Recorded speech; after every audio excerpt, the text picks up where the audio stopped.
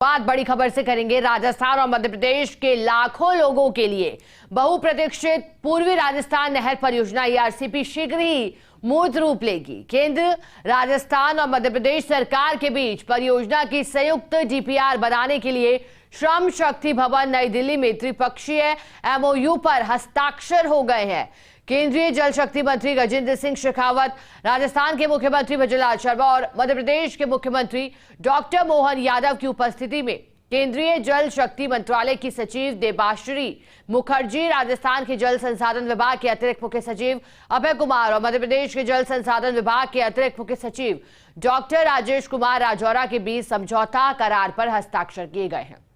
इस दौरान मुख्यमंत्री भजनलाल शर्मा ने कहा कि आरसीपी राजस्थान और मध्य प्रदेश की एक महत्वाकांक्षी परियोजना है। किसानों के लिए महत्वपूर्ण इस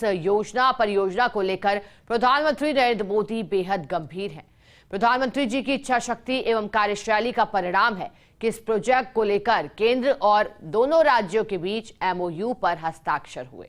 मुख्यमंत्री ने कहा कि आरसीपी के तहत पूर्वी राजस्थान के 13 जिलों झालावाड़, बारां, कोटा, बूंदी, सवाई माधोपुर, करौली, धौलपुर, भरतपुर, दौसा, अलवर, जयपुर, अजमेर एवं टोंक में पेयजल उपलब्ध होगा। केंद्रीय जल शक्ति मंत्री गजेंद्र सिंह शेखावत ने कहा कि आरसीपी राजस्थान और मध्य प्रदेश के 26 जिलों के लिए स्वर्णिम योजना है।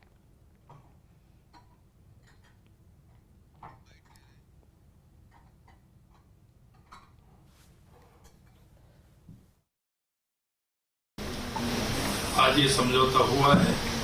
मैं माननीय प्रधानमंत्री जी को भी बधाई देना चाहता हूँ, माननीय जल शक्ति मंत्री जी को भी बधाई देना चाहता हूँ और हमारे मध्य प्रदेश के मुख्यमंत्री मोहन जी का भी मैं बहुत बहुत बधाई देना चाहता हूँ कि छोटे मोटे इशू थे उन सबको सुलझाते हुए, क्योंकि लंबित योजना इतनी थी कि बीच में कांग्रेस सरकार ने इसको उलझाने की पूरी कोशिश की। कभी मध्य प्रदेश की कांग्रेस सरकार तो कभी राजस्थान की कांग्रेस सरकार,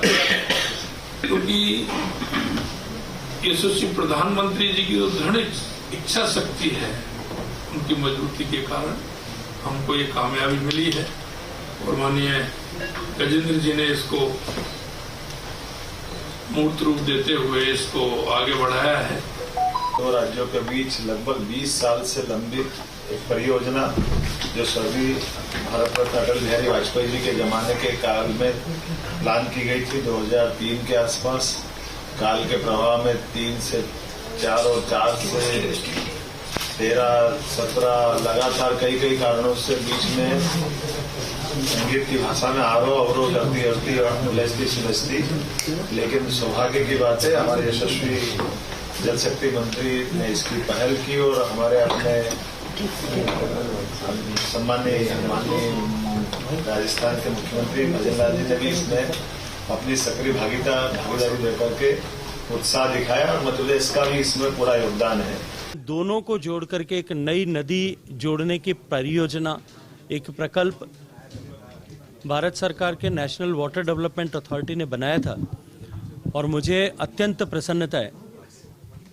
कि इस प्रकल्प पर आज दोनों राज्यों ने भारत सरकार के साथ में समझौता पत्र पर हस्ताक्षर किया है और एक मार्ग जो है इस बढ़ने की दिशा में प्रशस्त हुआ है। पिछले लंबे समय से ये लंबित था, लेकिन पिछली सरकार ने, विशेष रूप से राजस्थान की कांग्रेस सरकार ने राजनीतिक गोटी के रूप में इस्तेमाल करते हुए हठधर्मिता दिखाई थी और अपने राजनीतिक महत्वाकांक्षाओं की पूर्ति के लिए, जैसा मैंने चुनाव से पहले भी कहा था, कि इस परियोजना को एक गोटी के रूप में इस्तेमाल कर रहे थे, एक चारे के रूप में इस्तेमाल कर रहे थे। और मैंने कहा था कि ये करना निश्चित रूप से इन 13 राजस्थान के ऐसे जिले जो पानी से प्यासे हैं, उनके प्यासे कंठों पर राजनीति का पाप है। और मैं ये मानता हूं कि दोनों राज्यों के माननीय मुख्यमंत्रियों ने जिस त्वरित गति के साथ में एक केवल 2 महीने से कम के कालखंड में इस पर आज ये समझौता करके जो कदम आगे बढ़ाए हैं, ये जो पाप उन्होंने सृजित किया था उनके पाप का घड़ा तो फूटा, लेकिन दोनों राज्यों के सम्मानीय मुख्यमंत्रियों के सम्मिलित प्रयास से एक नए पुण्य का सृजन आज से प्रारंभ हुआ है, जो इन दोनों राज्यों के 26 जिले, 13 जिले दोनों तरफ और 2,80,000 हेक्टेयर राजस्थान की और 2,80,000 हेक्टेयर मध्य प्रदेश की, ऐसी कुल मिलाकर के 5,60,000 यानी 14 लाख एकड़ जमीन नई सिंचाई के तहत आएगी। और निश्चित ही इन दोनों ही जिलों के किसानों के साथ उनके जीवन में तो परिवर्तन आएगा ही, उनकी आमदनी को दुगना करने का जो माननीय प्रधानमंत्री जी का संकल्प और सपना है वो पूरा होगा ही। और साथ ही साथ में दोनों ही जिले जो वाटर स्टार्व्ड हैं, जहाँ पानी की कमी है, वहाँ पेयजल की भी आने वाले दशकों तक सुनिश्चितता हम कर पाएंगे।